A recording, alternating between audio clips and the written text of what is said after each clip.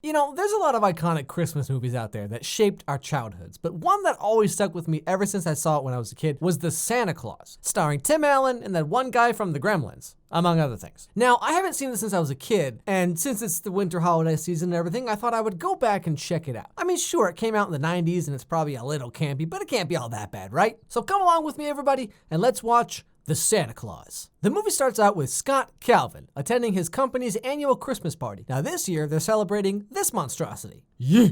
Now the big boss dude calls up Scott to give a little speech about their successful year. In all seriousness, here at B&R Toys, we're not just about making a profit in quality toys. We're also about families. But our families aren't here with us right now. This is probably why Johnson's secretary's sitting in his lap. Oh boy, the 90s were a different time now, weren't they? Yeah, you know, for a variety of reasons, this movie hasn't aged very well. After the party, Scott heads home to catch his ex-wife, her new dude friend Neil, and their son Charlie. And needless to say, Scott isn't really much of a fan of Neil. Neil's waiting in the car, so... Why doesn't he come in? Because Daddy says you'll just end up saying something snotty. Not necessarily. Could be rude or sarcastic, whatever it takes. See? I gotta go. Come Here. on. You ever notice that Tim Allen is exactly the same character in every movie or TV show he's ever been in? Home Improvement, he's a sarcastic man's man. The Santa Claus, a sarcastic man's man. Last Man Standing, sarcastic man's man. I mean, talk about acting range, huh? Going inside, we learn this very shocking news about Neil. There aren't that many presents over there. Well, that's because Santa isn't here yet. Neil doesn't believe in Santa. Oh, I say, what a monster. Now, Neil is outside honking his horn because his gloves don't fit or something, and Scott asks his ex-wife why Neil would dare tell Charlie there's no Santa. I just want Did to... that jerk tell Charlie there was no Santa Claus? What? No. Oh, Charlie came home from school the other day in tears because some big kid told him there was no such thing as Santa. And you know, Neil, well, he sat him down and He told him that there was a Santa Claus. Well, all he said was that Santa was more like a feeling. You know, I wanted to give Neil the benefit of the doubt here, but Santa Claus is a feeling? What the heck does that even mean? Charlie overhears them fighting and tries to put a stop to it. I swear we're not fighting. It's your mom singing. Sounds a lot like fighting, doesn't it? Cats, even. The trouble is, Neil and your mom, they don't believe in Santa because they were real naughty. if you know what I'm saying. I don't know. Seems kind of babyish to believe in that kind of stuff. Yeah, says the 5-year-old wearing flannel. What, is this kid 5? Is he 50? Who knows? Anyway, Scott tries to cook a nice Christmas dinner for Charlie, but zany antics ensue when they end up at their local Denny's with all the other sad single fathers who don't know how to read a recipe, I guess. After they head home, Scott reads Charlie The Night Before Christmas before he goes to sleep. What's that? What's what? A rose such a ladder. Shut up, Charlie. How do reindeer fly? They don't have any wings. Fairy dust? That's from Peter Pan, Dad. Horns. Antlers. Whatever. Their antlers give them, you know, there's a slipstream effect. The air if they move fast, they're weightless. But if Santa's so fat, how did he get down the chimneys? Charlie, I swear you don't shut up, I'm gonna. To get Charlie to shut up, Scott delivers this uncharacteristic piece of advice. Charlie, sometimes believing in something means you just believe in it. Yeah, you know, sometimes you just gotta have hope and believe in stuff that's not real, like Santa Claus or getting out of the friend zone. But that night, after everyone's gone to sleep, Charlie wakes up to hear somebody on the roof. Somebody's on the roof. Hey, thanks, Dora the Explorer. Scott goes out to investigate the noise, and wouldn't you know, it's Santa Claus, who, startled by Scott, slips and falls off the roof. He's Santa! You killed him! Oh, the humanity. After a magic ladder appears, Charlie climbs up, leaving Scott to grab the dead Santa's pants. You know, like you do. Whoa. This guy was huge. Oh, I don't know about that. You can find like 20 people bigger at any Walmart across the country. After getting into the sleigh, Scott and Charlie are swept up by the reindeer and land on the next house to deliver the presents. But as you can imagine, Scott isn't too thrilled about the whole thing. Now what do we do? Get the bag of toys! And do what? Go down the chimney. Down the chimney. You want me to take the toys down the chimney into a strange house in my underwear? I mean, hey, it's the 90s. Anything goes, apparently. Now, Charlie, who is somehow just completely not fazed at all by this, really wants his dad to go down into the house and be Santa Claus. But Scott just isn't having it. Gotta put the suit on first. You know what we're gonna do is we're gonna get out of here because this whole thing is stupid. How come everything I want to do is stupid? Yeah, what the heck, Dad? You won't put on a dead stranger's clothes and go play with a bunch of wild animals and sneak into someone's house and leave a mystery gift under the tree? Pfft, this is political correctness getting out of control. But finally he relents and puts on the dead Santa's clothes and flies up to the chimney.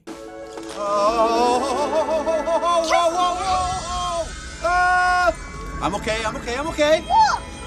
We're flying! It's okay, I'm used to it. I lived through the 60s. Okay. Okay, that's actually pretty funny. After nearly being mauled to death by the family dog, he slips back out the chimney and on to the next house where we get this scene. You have got to be kidding. Come on, look at the size of this thing. Finally, after delivering all the presents, which I guess there was only like 2 houses left or whatever, they fly off into the night, and then this happens. Charlie!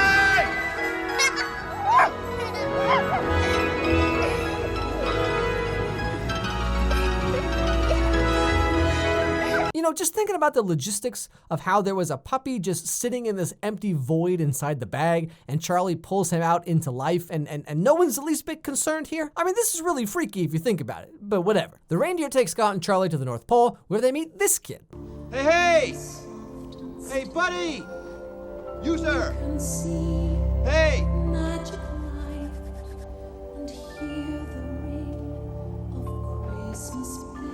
Can you hear me?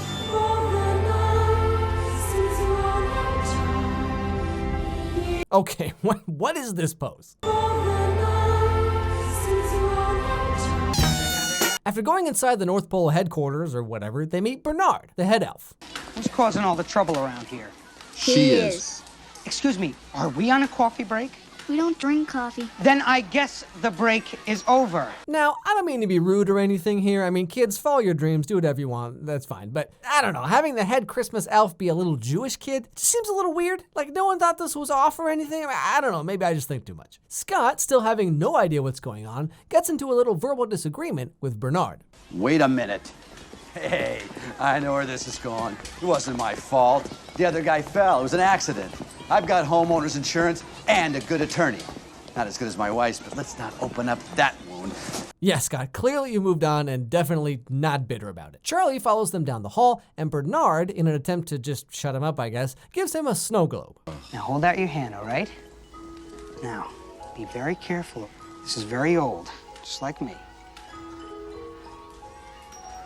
Why don't you hold on to it for me for a while? It might come in handy. Thanks. Thanks a lot. I mean, kid, hey, whoa, it's just a snow globe. Let's just like chill, all right? We got like 1,000 of these in the bag. Now here we get a look at Santa's workshop, where all the elves build the toys that go into Santa's magic bag. But let's just put all that aside for a second. So, to understand the world building going on here, all the toys that are in Santa's bag come from this workshop, right? So earlier, when Charlie pulled out a real dog from the bag, I guess, which by the way means that he stole it from some other kid, so good job on that, Charlie. Does that mean that these elves built the dog? These kids, elves, they're just doing some kind of voodoo necromancy stuff, and that's not the focus of the entire movie? I mean, that's a missed opportunity right there. Bernard and Scott continue to fight, and Scott hits him hard with a critical strike. What if I don't buy into this Santa Claus thing? What if I choose not to believe it? Then there would be millions of disappointed children around the world.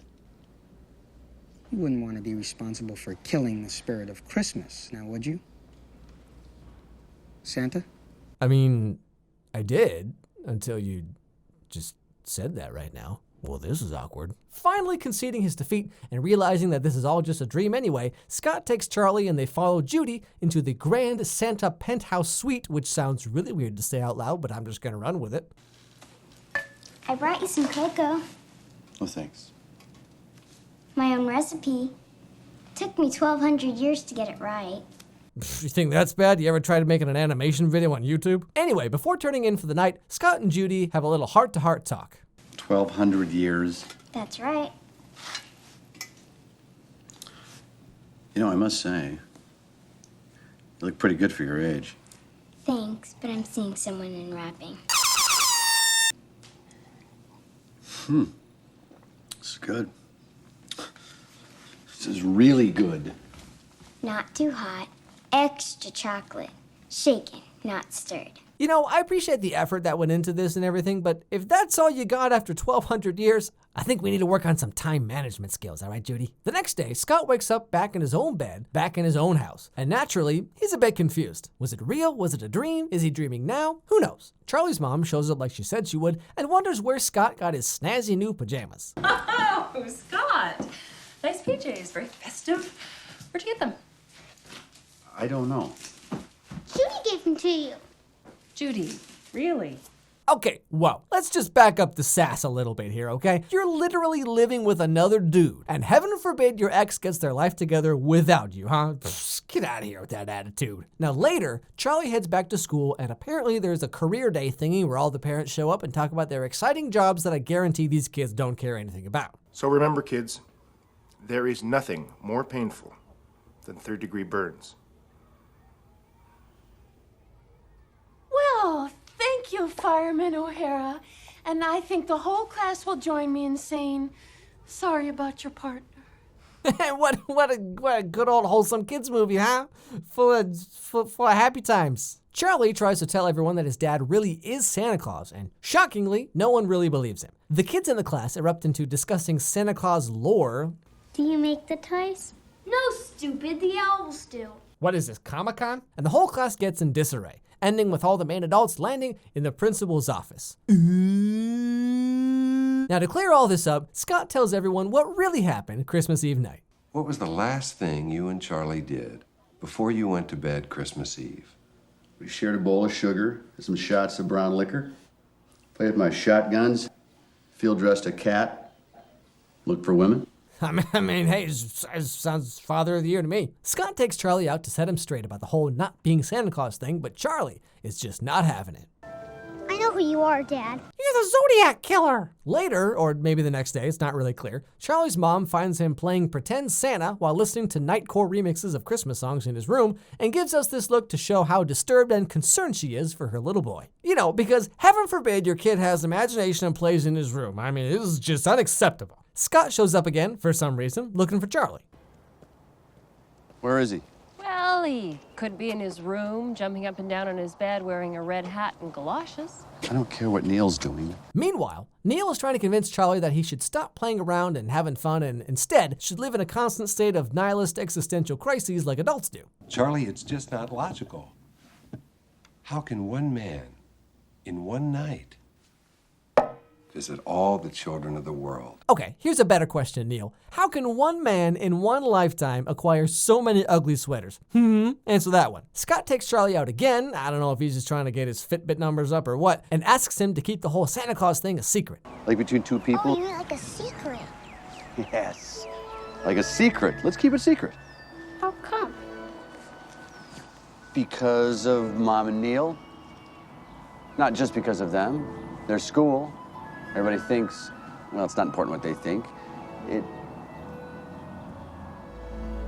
That is $5 on you. Hey, how to raise a child 101. If all else fails, just give him money. The next day, Scott wakes up to a rather unpleasant surprise.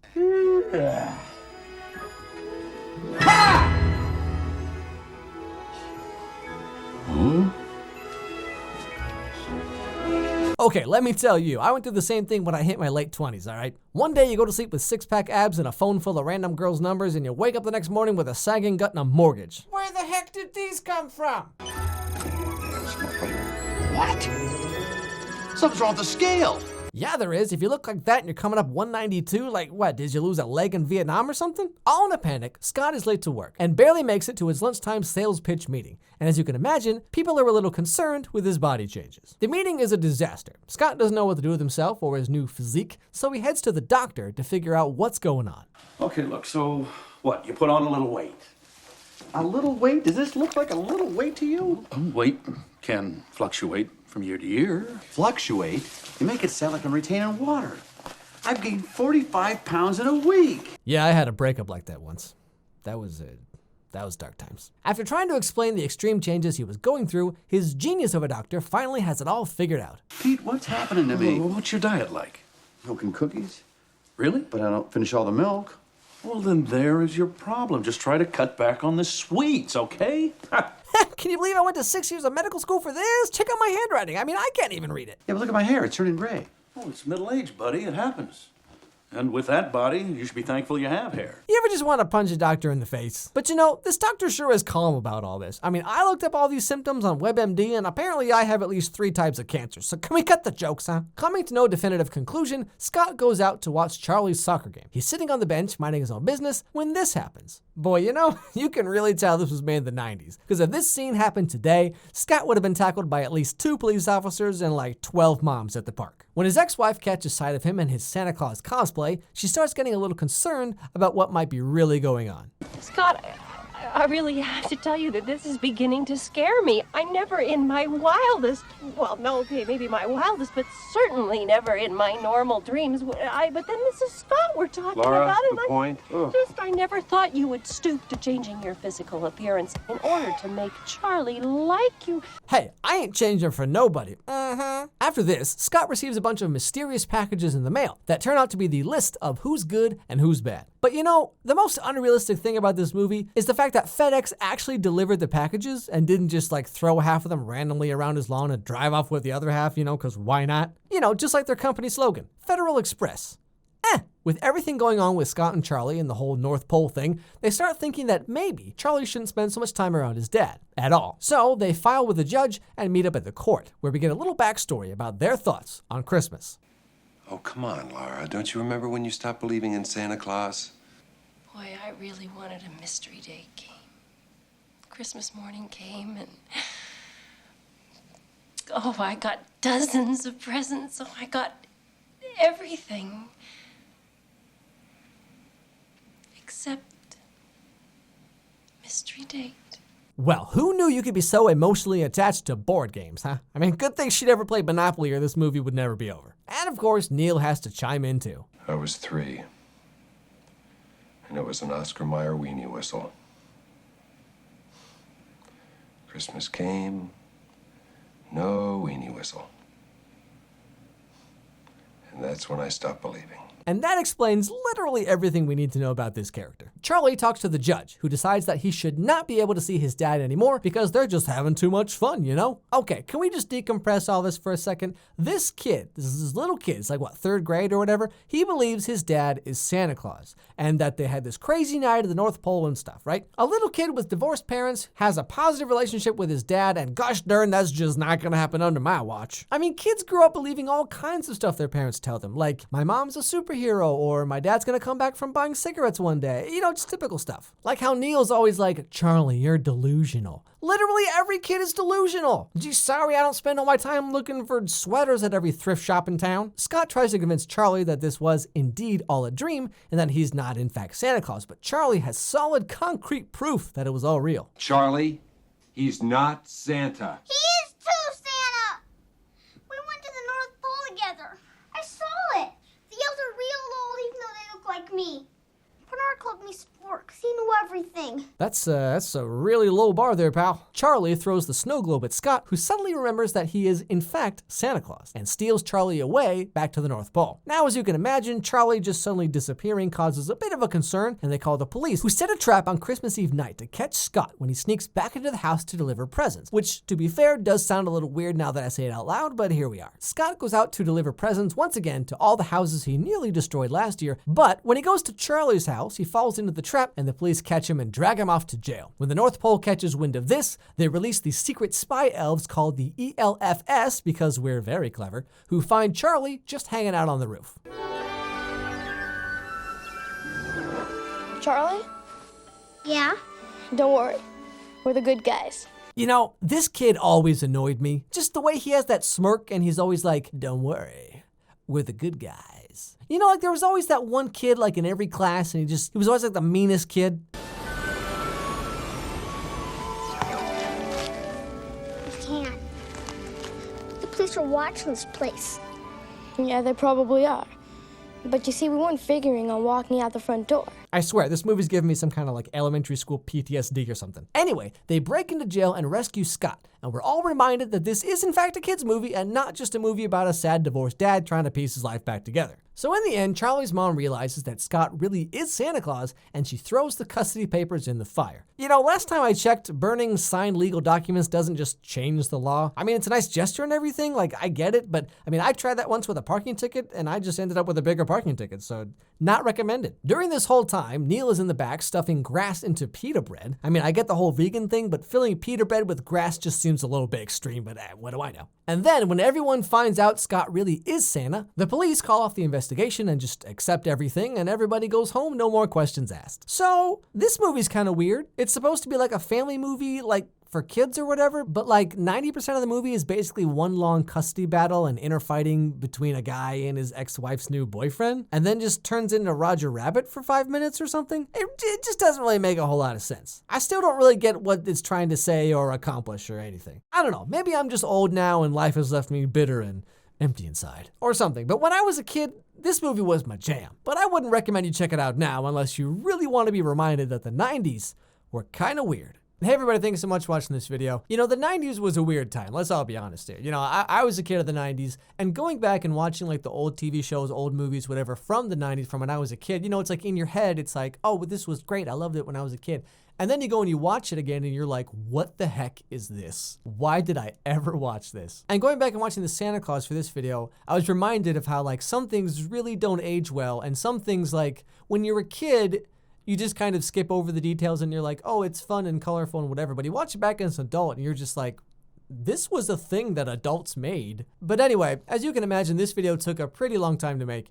So I hope you enjoyed it. I hope you shared it around with your friends and all that, because, you know, it took a long time to make this video. And, you know, fingers crossed it's not going to get copyright claimed or content ID'd or anything in the meantime. Anyway, thank you so much for watching. You know, don't forget to subscribe and tell all your friends and everything. Follow me on Twitter. Message me on Twitter. I like to respond to as many as I can. Anyway, thanks so much, and I'll see you all next time.